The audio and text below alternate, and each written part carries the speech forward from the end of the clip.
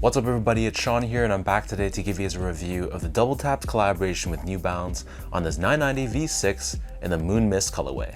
So this is the third and latest collaboration between Japanese streetwear label WTAPS with New Balance. This time collaborating on the 990 V6, this pair released on September 1st for a price of $260 US or $325 here in Canada.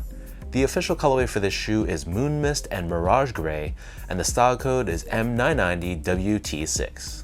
So previously, WTAPS and New Balance collaborated on the 992, and then they followed that up with a 990 V2, but then this time they're trying their take on New Balance's latest 990 version, which to many people is one of the most comfortable New Balance silhouettes on the market right now.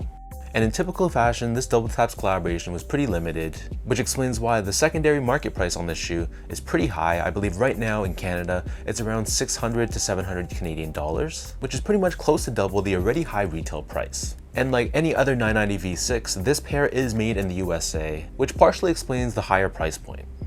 So diving right into it, on the toe box you can see the base layer of this shoe.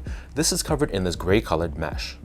Right above this, we have this reflective 3M layer with New Balance branding in it, and we have another reflective 3M layer on the medial edge of the toe box.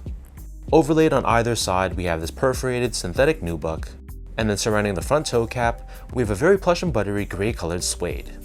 This same suede covers the eyelets of the sneaker, and then the top two eyelets are covered in another layer of reflective 3M. Beneath this on the mid panel, we have this oversized New Balance N logo, which is also constructed out of a reflective material in two tones of gray. And then underneath this, we have more mesh, along with more of that perforated synthetic nubuck, and then that gray suede that we saw on the toe box. This runs down the entire length of the mid panel. Moving downwards, we have another layer of reflective silver 3M, and then you can see more of that gray colored mesh surrounding the ankle collar area of the sneaker. Probably the most controversial design aspect of this shoe is found surrounding the heel of the sneaker. So here we have a very light gray, almost white colored suede, and we have this oversized USA branding which is pressed onto the lateral side, which a lot of people, safe to say, was not a big fan of. Honestly, to me, I thought this was a missed opportunity. I would have preferred if they stamped this with WTAPS branding instead. And to me, it's a little bit strange how WTAPS, which is a Japanese brand, they have this over-the-top loud USA branding on it, but it is what it is. Above the suede in the middle of the heel, we have this thin TPU layer with WTAPS and Made in USA branding, and this gives you some structure and support for the back end of the sneaker. And then on the very top of the heel, we have what looks like a dimpled mesh in this tonal gray color.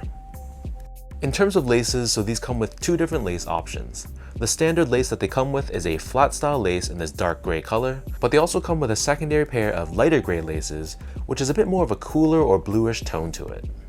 Underneath this, the bottom half of the tongue is covered in the same mesh that we saw on the toe box. And then the top half of the tongue, this is covered in that dimpled mesh that we saw on the heel of the sneaker. And then we have a textile overlay pressed onto the top with New Balance 990 V6 branding. The back of the tongue and the interior of the shoe, this is lined in this gray colored mesh. And this ankle collar area here is pretty minimally padded. As far as the insoles go, so these come with a very well padded foam lined insole, just like any other insole you'd see on a 990 V6. And then pressed onto the heel, we have both New Balance running and WTAPS co-branding. So the upper of these 990 V6s sits atop this full-length, very chunky fuel cell foam midsole.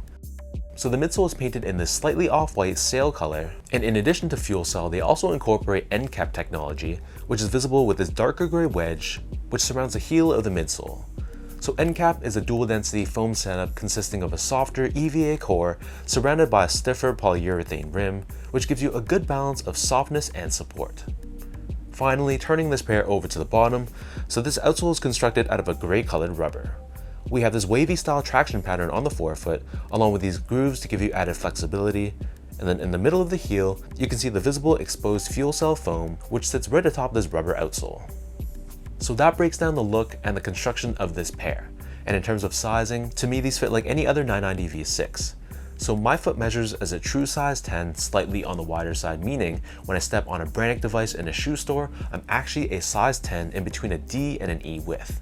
So the 990 V6 is a long and a little bit more of a narrow fitting shoe. But in my past experience, I prefer to go half size down so that I don't have to deal with a lot of heel slippage. Going a half size down to a 9.5, there's still just about a thumb's width space between the top of the shoe and the top of my toe. And while the width of the shoe can be a little bit snug around the balls of your foot, based on my experience, the more you wear this 990 V6, the more it breaks in and forms to your foot. And over time, I don't really feel any pressure whatsoever around this toe box area. But your mileage may vary. If you have a really wide foot, you might be better off just sticking true to size and dealing with the extra length. To give you guys a point of comparison, I also go down to a 9.5 in a lot of other made in USA models like the 992, 993, 990 V3, V4, and V5. And in comparison, I stick true to size or a size 10 in other New Balance silhouettes like the 2002R, 1906R, and 860 V2. Moving on to the comfort, so the 990 V6 is a very comfortable sneaker, but it's one that feels a little bit unstable. So because this midsole is extremely chunky, in my experience, you don't feel the most stable on foot. So there's a little bit of a dynamic, almost rocking motion to it, especially around the heel of the sneaker. So if you're someone that likes a very firm, low to the ground setup, then I don't think the 990 V6 is for you. You might want to consider the 990 V5, which in comparison feels a lot more structured and supportive. But don't get me wrong, they're still a very comfortable sneaker with a nice plushness and bounciness underfoot that many people will enjoy.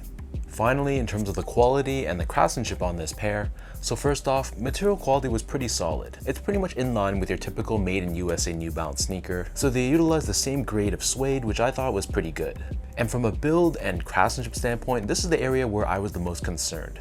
Just based off of the official New Balance pictures on their website, you can see, for example, the layer of suede on the heel. They're already uneven in height, even from the product images, but luckily the pair that I got was pretty good. For the most part, the panels were relatively consistent in size. The stitch job was solid, it wasn't perfect, but it was pretty good. And there was no obvious flaws that I could see, no paint blobs or glue stains, nothing like that. So to me at least, I had no complaints about the build of this shoe, as my pair looked pretty nice.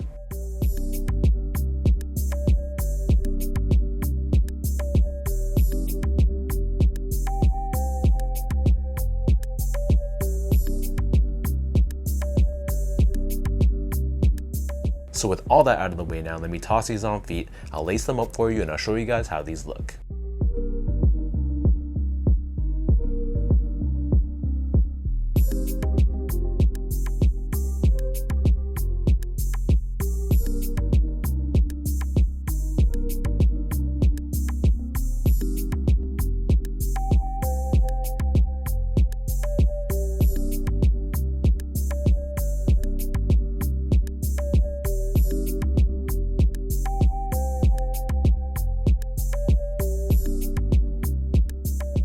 I know online this shoe has been getting a lot of hate because of its lazy design, and being straight with you, I can see why that criticism is warranted.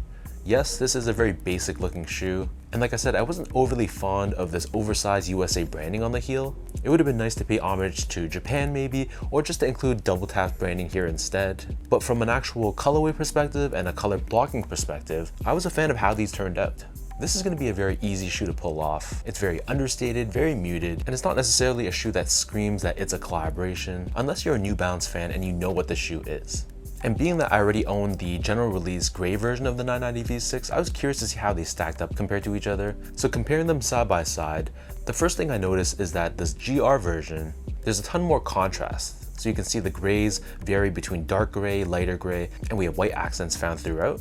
Whereas for the WTAPS version, the variation in the gray shades are more close together, and it utilizes more sail or off-white colored hits as opposed to pure white. So in a sense, they are very similar, but in their own way, they also stand out against each other. So I feel like if you already own the gray GR and you don't really care about the hype and the branding of WTAPS, then I wouldn't shelf out the resale price just to get this pair in your collection. But if you are a big WTAPS fan, or if you're just a sucker for the hype, then I can understand why people are paying the secondary market prices, though to put it bluntly, it seems like it's pretty overpriced for what you get. So let me know in the comment section down below, what do you guys think about this WTAPS New Balance 990 V6? What are your thoughts on this colorway? What are your thoughts on the execution of this collab? Are you underwhelmed? Are you a fan of it? Let me know down below your thoughts.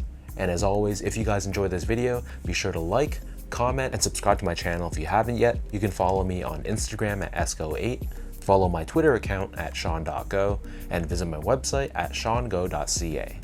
So thanks so much for watching. Hopefully you guys enjoyed this review, and hopefully it helped you in some way, and I'll catch you guys all in my next review.